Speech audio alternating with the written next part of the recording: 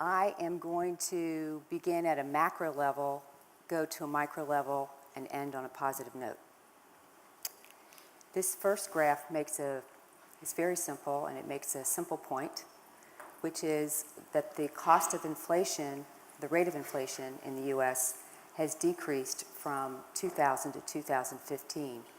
And in fact, in 2015, it was 0.5%, pretty low. Chronic disease, on the other hand, increased steadily over the same period. In 2015, it was $2.7 trillion. That's 86% of total U.S. healthcare spending.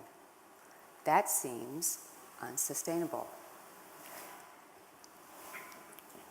Let me advance these, sorry. A strong influence on chronic disease, particularly all of the inflammatory chronic diseases, is an imbalance in omega nutrients. This is information from the NHLBI, National Institutes of Health, from 2007 to 2010. The gray bars represent men, and the black bars represent women. Let's see what it shows us. Less than 20% of 20-year-olds have CVD. 40% of 40-year-olds have the disease. Well over 60% of 60-year-olds, and well over 80% of 80-year-olds. What does that mean? Well, this is real, it's now, and it's 80% preventable.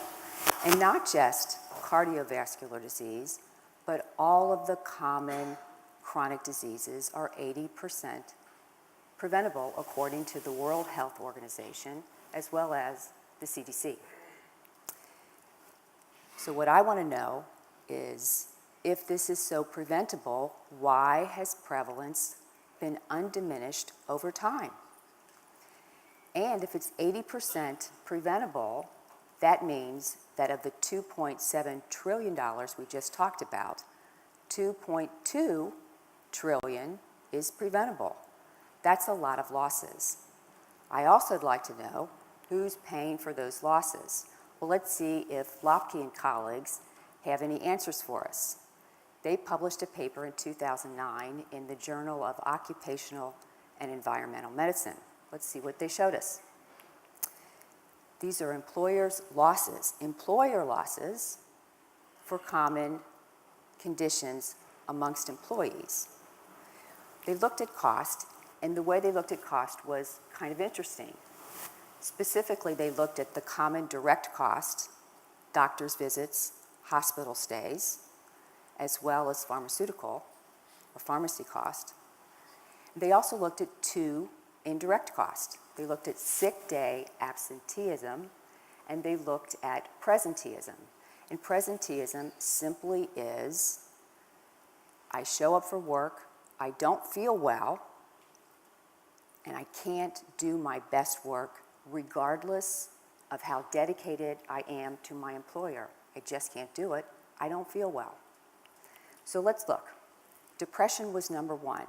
Now this was surprising to me because I wasn't aware that depression has attained epidemic proportions in the United States according to the National Institutes of Mental Health. The cost that Lopke showed was, for depression, spread across all employees, was $360 per employee per year. That's a lot of money. What else? Well, obesity, that's not anything new. Arthritis was number 3 in terms of cost. Arthritis is the number 1 cause of disability in the U.S. There's a lot of pain in the U.S. Arthritis is painful. What else? Well, back and neck pain is number 4. You can look at the rest of that list. Number 9 is other chronic pain. Rounding out the top 10 is hypertension. If we add those numbers up, we come up with $2,300 per employee per year just for the top 10 costly conditions. In addition, Lopke looked at the top 25 most prevalent conditions. Heart disease shows up in the top 25, but notice it's not on the top 10 in terms of cost. Think about that. Okay. So employers are paying a high cost for health conditions, in particular chronic health conditions. So we kind of looked at already absenteeism and presenteeism to look at some of the indirect cost. The idea is to get to a fully loaded cost. Let's see if we can try to get there. Other costs to consider would be engagement, errors, and so forth. Have you ever made an error because you didn't feel well? I have. Workers' comp is a huge deal in the US. Here's some other costs. Now, insurance premiums, a direct cost, is a big deal. You can pay up to $18,000 insurance premiums for one employee per year. That's just your portion of the insurance premium. All this relates to a lot of missed opportunities. These costs represent these indirect and direct costs represent a huge threat to the profitability of employers every single day. You all are employers. This is a threat. Are you recognizing this as a threat to the profitability of your business? Okay, the bad news doesn't end there. I'm in the gloom and doom phase of my presentation before I get to the positive part.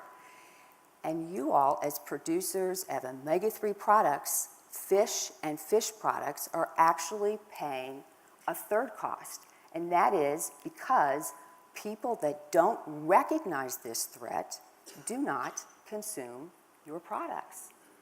So that means that change begins right here, right now, with GoEd members. Here's an example. This is a missed opportunity if you're not doing this, and I don't think many of you are doing it, but let's see what it shows. These are actual claims costs matched to the percent of omega-6 in HUFA. We could also look at the percent of omega-3 in HUFA. I'm going to look at 6 today because we're trying to balance our omega nutrients. Most Americans get too much omega-6 and they don't get enough omega-3. So let's see what this data shows us. This is not to scale because I really want to point out that 80%. Okay, so spending claims costs per person, all apples to apples. Let's begin with the US. The US claims costs per employee per year is $5,200 in 2010.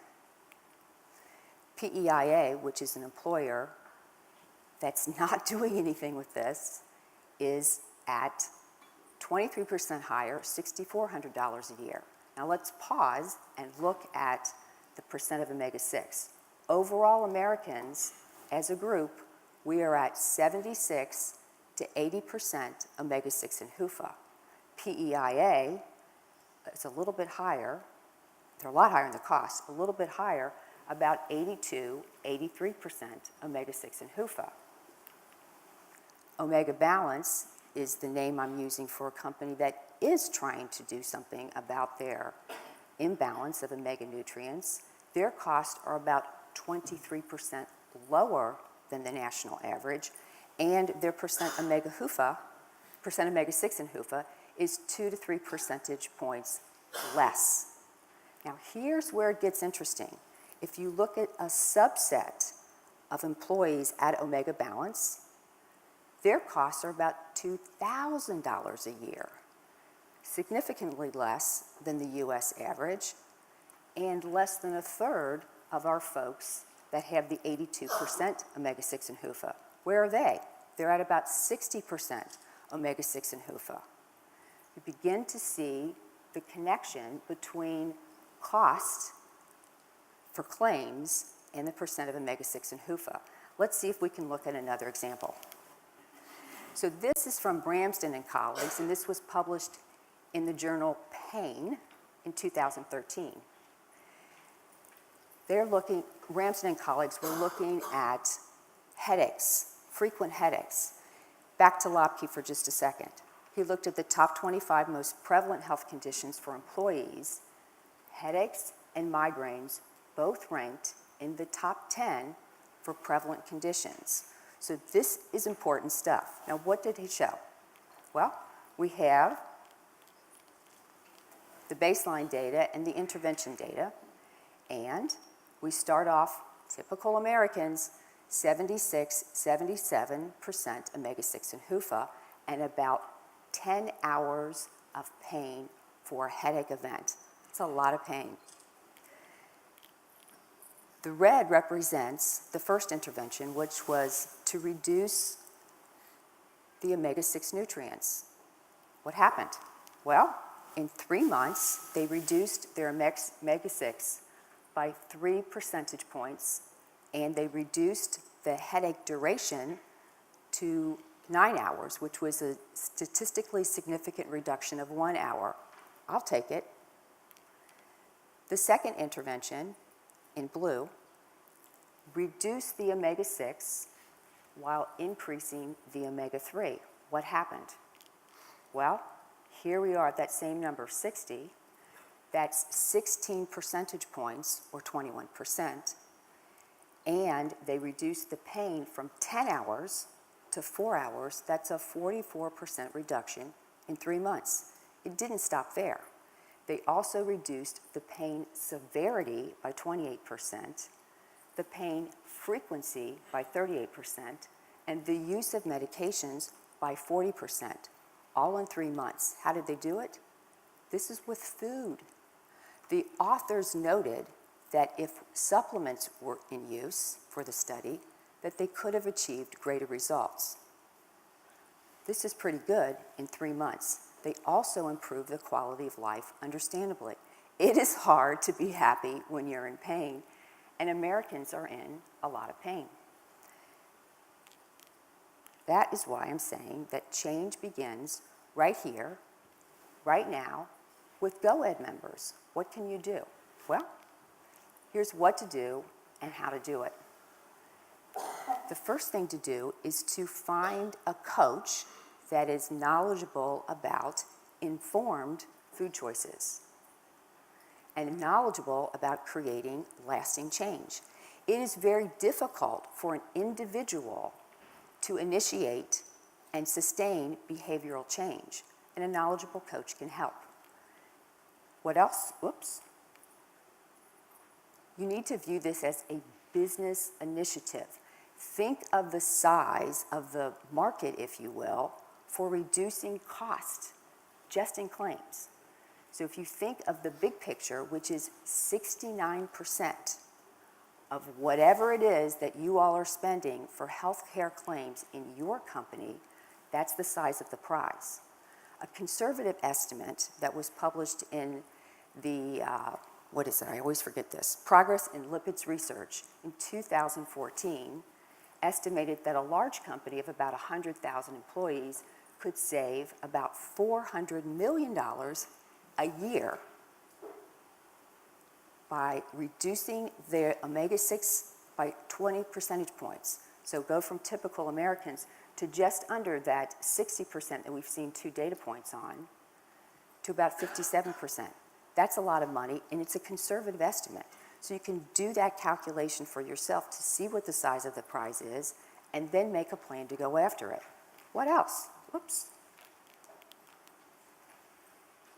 With all of business initiatives, you train your employees while they're at work. You provide them with information about what they need to do, how they need to do it, and you also reward performance. I'm having a hard time with this, sorry. So how do you get the most from your omega-3s?